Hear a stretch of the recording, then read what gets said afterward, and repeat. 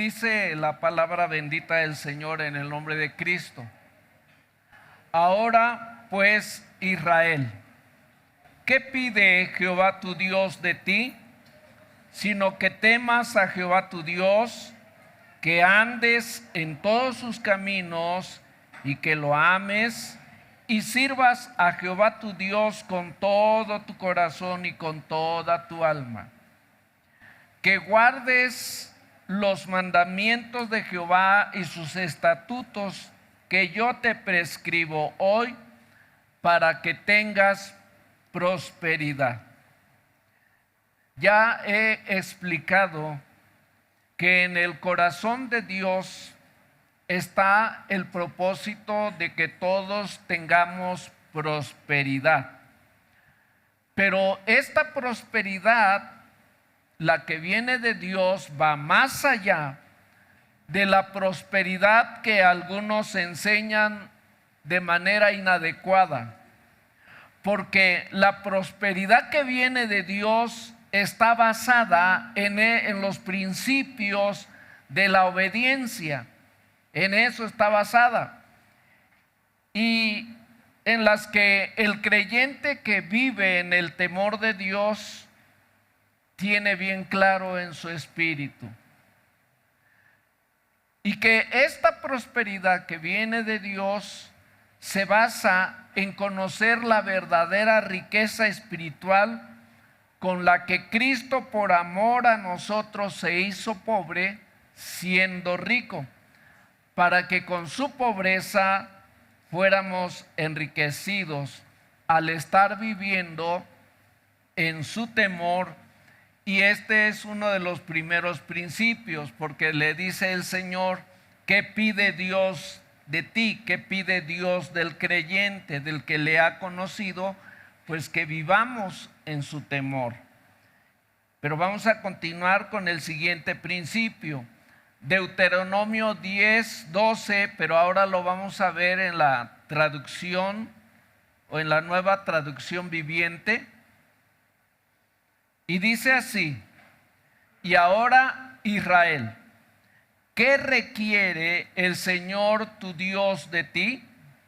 Solo requiere que temas al Señor tu Dios, que vivas de la manera que le agrada. ¿Qué más pide el segundo principio? Que vivamos de la manera que a Él le agrada. Si queremos tener prosperidad, pregunto, ¿cuántos quieren tener prosperidad? Bueno, si tú y yo queremos tener prosperidad, entonces es necesario que andemos en todos sus caminos o que vivamos de la manera que a Él le agrada. ¿Y qué significa vivir de la manera que le agrada a Dios? Salmo 18:21, en la versión Palabra de Dios para Todos, dice así en el nombre del Señor: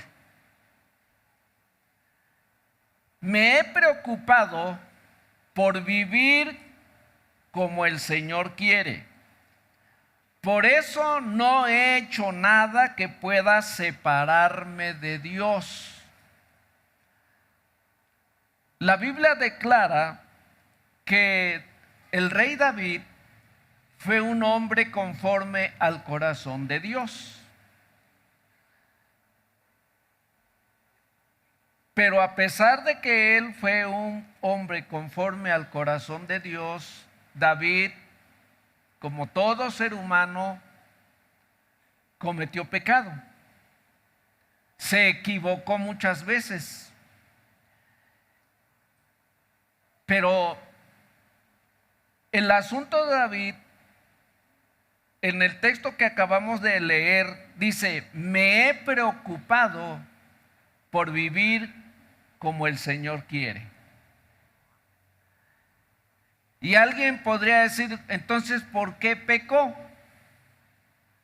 Si él estaba preocupado por vivir como el Señor quiere. Pero ya acabo de decir que David era como cualquier ser humano, no era un hombre perfecto. Cuando David peca y a David lo confrontan con su pecado, David se arrepiente de todo corazón.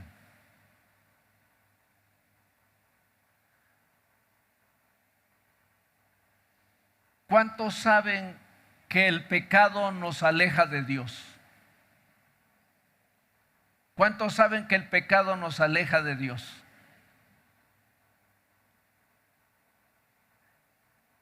El pecado nos aleja de Dios. David cometió un pecado muy grave, pero no solamente existe ese pecado, hay muchos pecados que nos pueden alejar de Dios. A veces nosotros tenemos pecados que no se ven, y como no se ven, pues pensamos que no tenemos pecado. ¿Cuántos de ustedes saben que la amargura es un pecado? ¿Cuántos saben que el resentimiento es un pecado? ¿Cuántos saben que la falta de perdón es un pecado? ¿Cuántos saben que la envidia es un pecado? Entonces, hay muchos pecados que, vuelvo a repetir, que físicamente no se ven, pero que esos pecados están en nuestro interior, están en nuestro corazón. Y esos pecados que a veces nosotros estamos guardando, nos están separando de Dios y no nos damos cuenta. No nos damos cuenta que hay pecados que nos están separando de Dios. Entonces David dice, me he preocupado por vivir como el Señor quiere. ¿Y cómo fue? ¿Qué fue lo que hizo David? Dije, pecó y se dio cuenta que el pecado lo separaba de Dios. Y dice, por eso no he hecho nada que pueda separarme de Dios. O sea, pareciera contradictorio aquí cuando él dice que por eso él no había hecho nada que lo separara de Dios, porque David entendió que su pecado lo había alejado de Dios. Entonces, ¿en qué se preocupó David? David se preocupó por no quedarse en el pecado.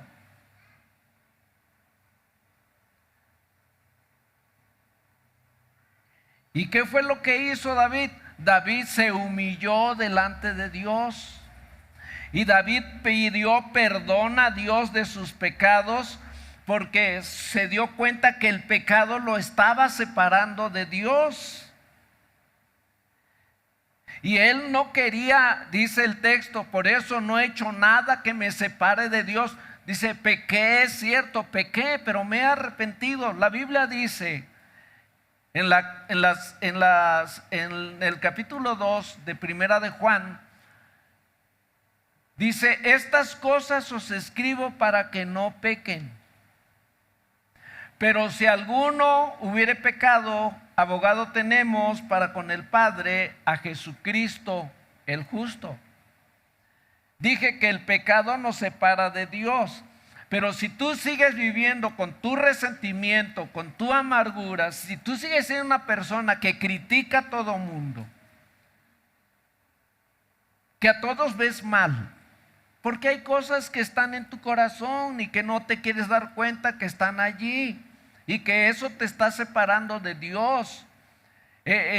Las personas que tienen mucha inseguridad es porque traen resentimientos, traen amarguras que están allí en su corazón y los están separando de Dios.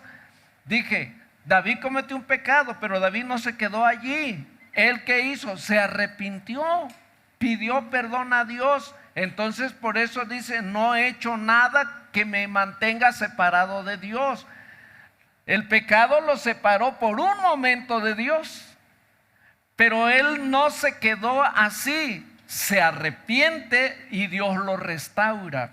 Pero antes, David experimentó algo en su espíritu que deberíamos de experimentar todos. Vean lo que dice en la exclamación que él expresa en el Salmo 51:11. En la nueva versión viviente dice David: no me expulses de tu presencia y no me quites tu Espíritu Santo. David era un hombre que amaba, que valoraba la presencia de Dios en su vida. Y en aquellos tiempos no era como hoy. En aquellos tiempos la permanencia del Espíritu Santo en las personas no era como hoy, que permanece. Por eso cuando David peca, el Espíritu de Dios se apartó. Si ustedes ven en el libro de los reyes, cuando algunos reyes pecaron, algunos que cometieron, dice, y el Espíritu de Dios se apartó. Le pasó a Sansón, que dice, y se apartó el Espíritu de Dios de él, porque no era permanente. Hoy, gracias a Dios, el Espíritu Santo está permanentemente en nosotros. Pero cuando nosotros pecamos y no nos arrepentimos de nuestros pecados y venimos a Dios en humillación pidiéndole que nos perdone, si nosotros seguimos apapachando las cosas que nos hacen mal, que nos están separando de Dios, lo que vamos a hacer es contristar al Espíritu Santo que está en nosotros. Y aunque el Espíritu Santo permanezca allí, es como si no estuviera, porque aunque está allí, está contristado. Y por eso el creyente muchas veces pierde el gozo, pierde la alegría de ser cristiano. Ya no se siente igual, ya no se siente como antes. ¿Por qué? Porque el pecado lo alejó de Dios, lo contristó al Espíritu que está en él. Pero dije, hay remedio. ¿Y cuál es el remedio? Dice Juan, si alguno hubiere cometido pecado, tenemos abogado para con el Padre, a Jesucristo el justo. Pero ¿qué tenemos que hacer? Pues arrepentirnos. Arrepentirnos. Y hermanos, ¿saben que algunos no han aprendido a valorar la presencia de Dios en su vida? Muchos pueden estar pecando y haciendo cosas, o vivir con resentimientos, vivir con amarguras en su corazón. Pueden estar apapachando tantos pecados que dije que no vemos: la mentira, el engaño, tantas cosas que están allí adentro, la crítica, la murmuración, que están dentro de nuestro corazón y que están contristando al Espíritu. A muchos les gusta apapachar porque no han hecho como David, valorar la presencia de Dios. David le dice: Señor, quítame todo. Es más, no lo dice la Biblia, pero yo creo que pudo haberle dicho: Dios, aunque ya no me permitas ser rey, pero no quites tu Espíritu Santo de mí. No apartes a tu Espíritu Santo de mí.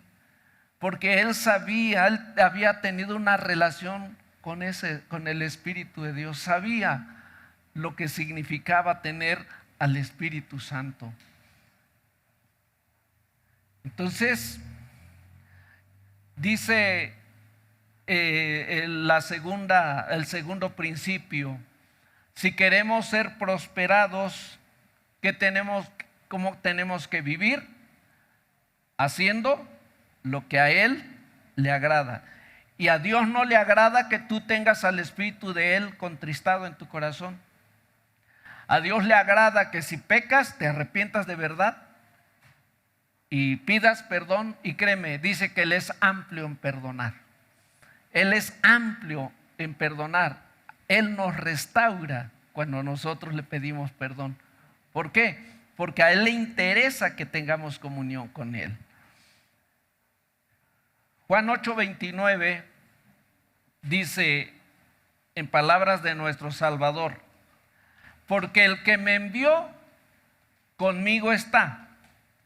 No me ha dejado solo el Padre, porque yo hago siempre lo que le agrada. Fíjense lo que dice Jesús: Jesús era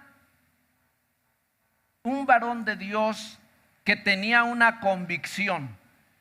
¿Cuál era la convicción de Cristo? Que él podía estar convencido de que Dios estaba con él. Él era un hombre que vivía sabiendo que Dios nunca lo había dejado solo. Ahora, ¿cuál era la razón? ¿Por qué David era un hombre que tenía la convicción de que Dios estaba con él y que Dios nunca lo había dejado solo? ¿Saben cuál era la razón por la que él tenía esa seguridad? Y la que debemos de tener todos nosotros hoy aquí presentes es que dice, porque yo hago siempre, ¿yo hago qué? Siempre que lo que le agrada.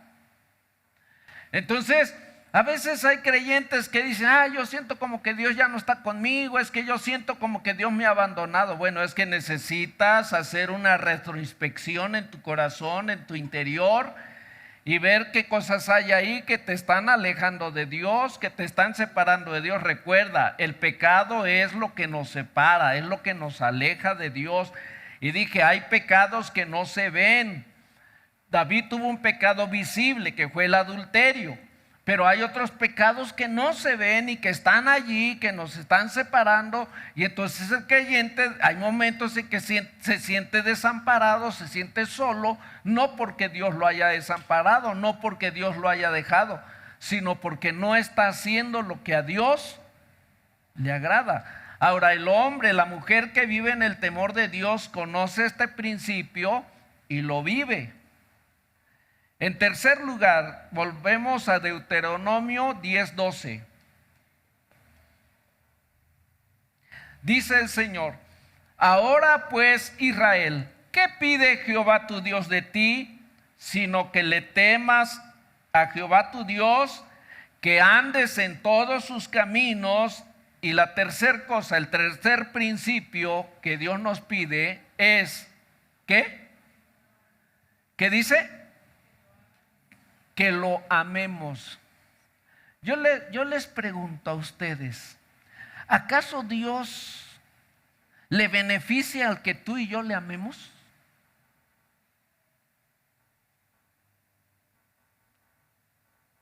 ¿O le perjudicará si no lo amamos? ¿Perderá su poder Dios porque ya se hizo pequeño porque tú y yo lo rechazamos o porque el mundo lo rechaza? Miren, hermanos, el mundo vive en las tinieblas, dice la palabra de Dios. El mundo rechaza a Dios, hace a un lado a Dios, porque Satanás les ha hecho creer que el que necesita es Dios de ellos y no ellos de Dios. Nosotros hemos entendido que Dios no necesita nuestro amor. Él no lo necesita, pero ¿por qué lo pide? ¿Por qué dice, si tú vives? Ahora, dije, ¿cuántos quieren vivir en prosperidad? Entonces, si queremos vivir en prosperidad, el Señor dice, necesitas amarme. Pero no es porque el que lo amemos lo beneficiemos a Él, sino que al amarlo nos beneficiamos nosotros. Si tú amas a Dios, te beneficias tú, no Él. Entonces, por eso, como Él quiere que tú vivas en prosperidad, te está diciendo, si quieres vivir en prosperidad, si quieres tener prosperidad, entonces ámame. ¿De qué manera? Mateo 22, 37 al 39 dice, y Jesús le dijo, amarás al Señor tu Dios con todo tu corazón y con toda tu alma y con toda tu mente. Ahora, ¿cómo tenemos que amar a Dios? ¿Cómo? Con todo el corazón, con toda el alma y con toda la mente. Dice, este es el primero y grande mandamiento. 39. Y el segundo es semejante. amarás a tu prójimo como a ti mismo.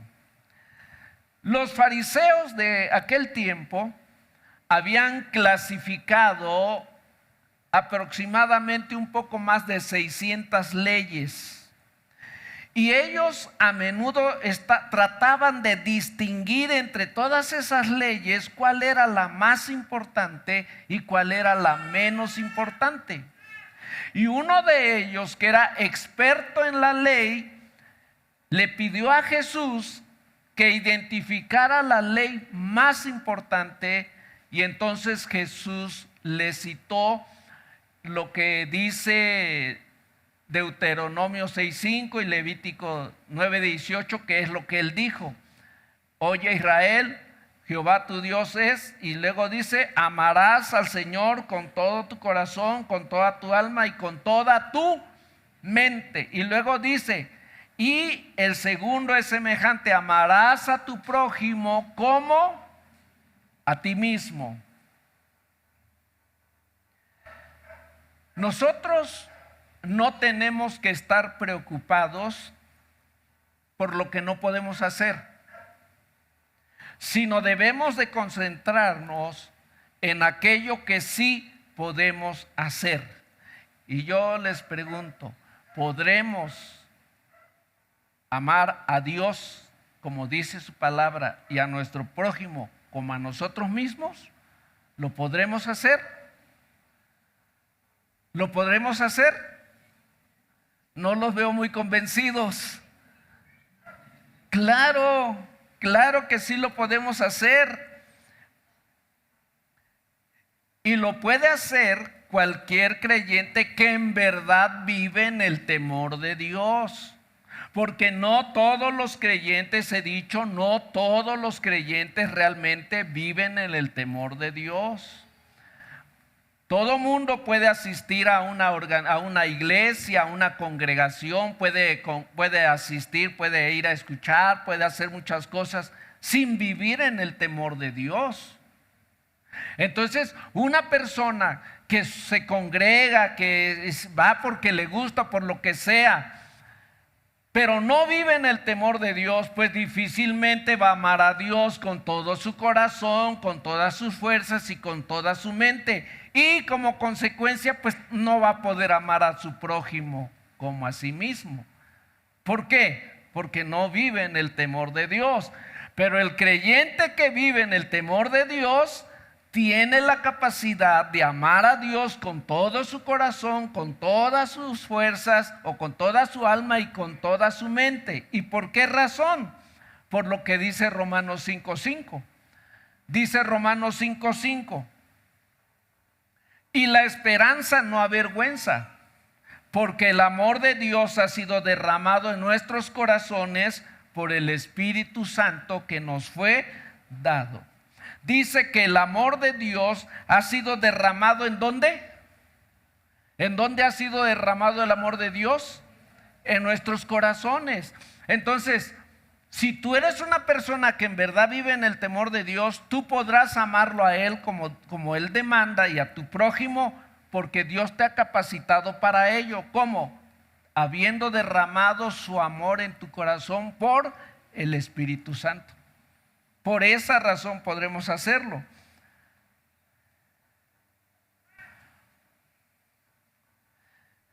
Primera de Pedro 2:21, en la Nueva Traducción Viviente, dice así: pues Dios los llamó a hacer lo bueno, aunque eso significa que tengan que sufrir, tal como Cristo sufrió por ustedes.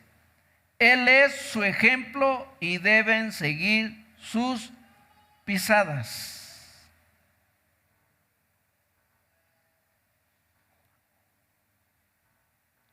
¿Cómo podemos amar a Dios también? Hay otra manera de poder amar a Dios, de demostrar que amamos a Dios. ¿Y saben cuál es? Como dice aquí. Dice que Dios nos llamó a hacer lo bueno, aunque para eso tengamos que sufrir. ¿Saben que hacer lo bueno a veces causa sufrimiento?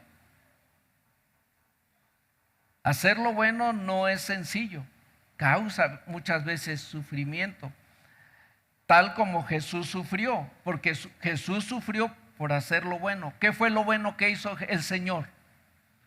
¿Qué fue lo bueno que hizo por ti? ¿Qué fue lo bueno que hizo? Sufrió la muerte en la cruz por ti y por mí. Eso es bueno, ¿sí o no? ¿Es bueno para quién? Para nosotros, los pecadores. Pero eso bueno tuvo que tener sufrimiento. Ahora, nosotros como hijos de Dios, dice el Señor aquí, que tal como Cristo sufrió por nosotros, Él es nuestro ejemplo, que nosotros también debemos de seguir sus pasos. Si queremos hacer lo bueno, vamos a sufrir.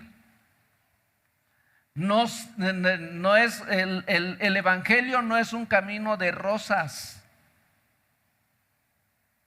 Si a ti te dijeron, es que mira, el día que aceptes a Cristo, tus problemas se acabaron y pura felicidad, te engañaron. Porque no es así. Y Jesús lo aclara cuando dice, en el mundo van a tener aflicción, pero confíen porque yo he vencido al mundo. ¿De qué otra manera podemos sufrir por Cristo? Filipenses 2, del 3 al 4.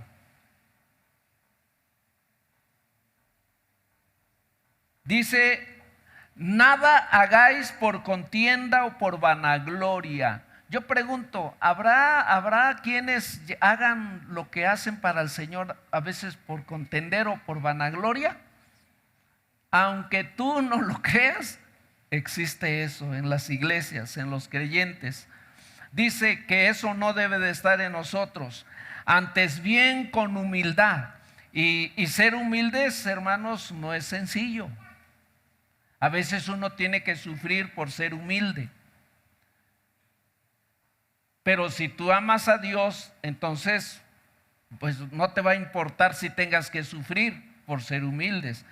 Dice, ¿de qué otra manera demostramos nuestro amor a Dios?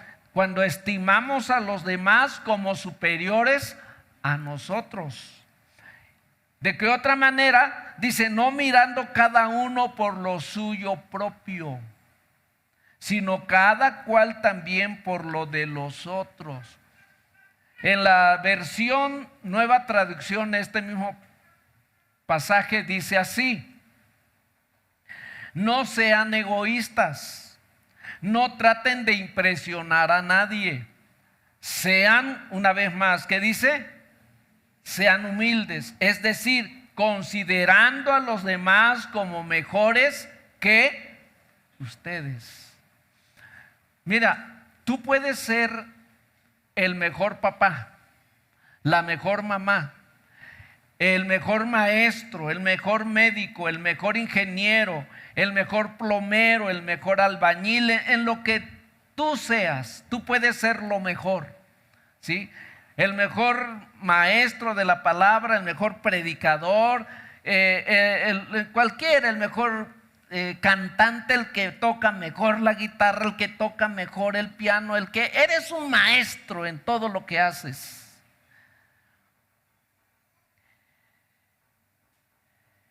Pero dice que aun cuando tú y yo seamos los mejores, debemos de considerar a los demás como mejores que nosotros. Ahora, tú debes de estar seguro de quién eres.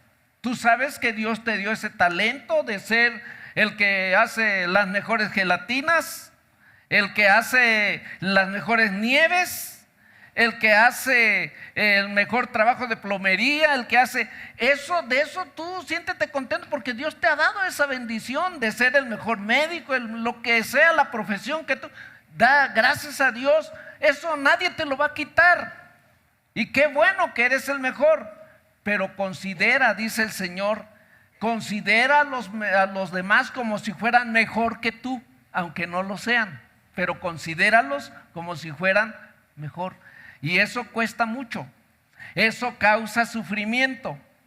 Pero es una manera de amar al prójimo como a nosotros mismos. Por eso dice el Señor, esos son los principios que el creyente que vive en el temor de Dios debe de tener. Dice el versículo 4, no se ocupen solo de sus propios intereses, sino también procuren interesarse en los demás. No solo pensemos en nosotros, pensemos en qué podemos ayudar. Miren, la mejor manera de sufrir por otros, por el amor a Cristo, ¿saben cuándo es? Cuando vivimos por servir a los demás. Y eso no es fácil. Pero el hombre, la mujer que teme a Dios no tiene problema con eso, con servir a los demás. En no sentir que es el único que le tienen que rendir pleitesía porque hace bien las cosas. No, eso no, guarda tu corazón de eso. Recuerda, si lo haces gracias a Dios, nadie te lo va a quitar. Pero considera a los demás como si fueran mejores que tú. Solo el amor a Dios nos puede alejar del egoísmo, porque el egoísmo en cualquier área de nuestra vida, ya sea en tu trabajo, el egoísmo en tu escuela, el egoísmo en tu familia, el egoísmo en la iglesia, cualquier cosa, si nosotros nos comportamos de esa manera, vamos a arruinar en tu escuela el trabajo, en tu casa tu hogar, lo que hagas lo vas a arruinar. Pero la humildad va a edificar, la humildad va a fortalecer, la humildad va a hacer que tú te sientas bien, porque imitas al que nos enseñó a ser humildes, que es el Señor. Estoy terminando.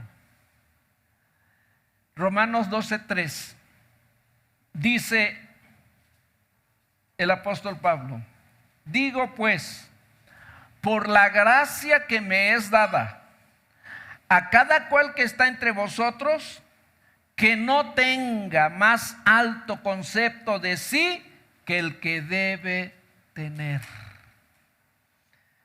Miren, Dios nos dice tantas cosas a todos. Cuidado, hermanos, cuidado con el orgullo, cuidado con la soberbia, cuidado con eso, hermanos. Cuidado con creer que tú eres el sacalepunta de la iglesia. Cuidado con que tú has hecho no sé qué tantas cosas. Cuidado con eso. Dice el Señor que no tengamos un alto concepto más del que debemos de tener, sino que pensemos de nosotros con cordura o buen juicio. Dice, conforme a la medida que Dios repartió a cada uno. En la iglesia hay muchos ministerios. Hay ministerios que a algunos les gustaría más. Por ejemplo, todos quisieran tener lo que se conoce como el don de sanidad. Todos dicen, yo quisiera orar para que todos sanen. Y ¿por qué? Porque nos gustan las cosas que nos llaman la atención, porque alimentan a nuestro ego.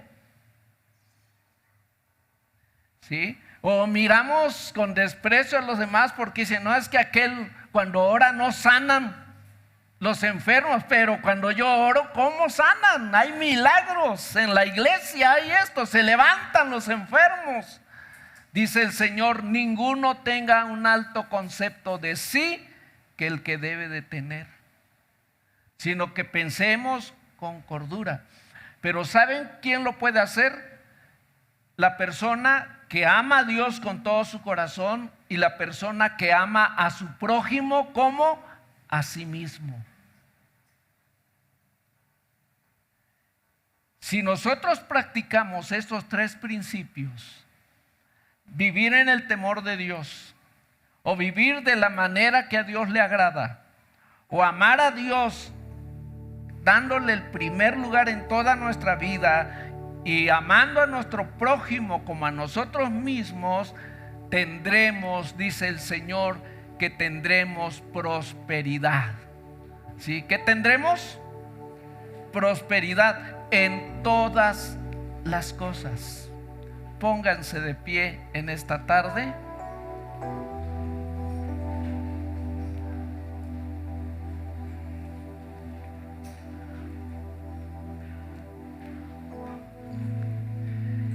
Y por lo menos digámosle al Señor: Señor, ayúdame a vivir en tu temor. Ayúdame a vivir de la manera que a ti te agrada. Ayúdame a amarte por sobre todas las cosas y amar a mi prójimo como a mí mismo. Ayúdame, Señor, porque sé que lo puedo hacer con tu ayuda. Con tu ayuda lo puedo hacer. Padre, en esta hermosa hora te damos gracias. Gracias, Señor, porque tú eres un Dios maravilloso. Porque tú deseas darnos prosperidad. Pero la prosperidad no viene nada más por venir. Tenemos que hacer y obedecer los principios de tu palabra. Si nosotros lo hacemos, en verdad tendremos prosperidad en todas las cosas, Señor. Ayúdanos. Te tenemos a ti para lograrlo. Tenemos la presencia de tu Espíritu Santo en nosotros para alcanzarlo. Ayúdanos, Señor. Te lo pedimos humildemente en esta tarde, en el nombre de Jesús. Muchas gracias.